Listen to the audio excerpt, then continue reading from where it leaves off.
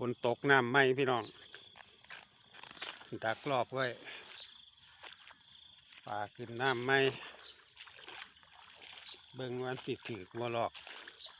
ใส่ไว้ทางน้ำไม่นี่เจอปลาอ้อย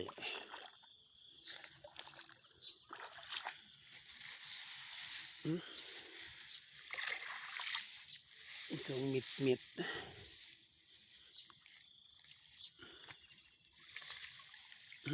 โอ้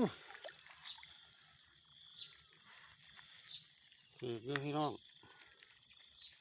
ปลาคอน้อยปูกันหลาย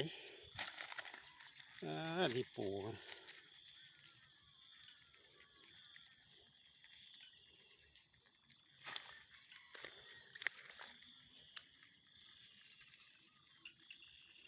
จะปลากับปู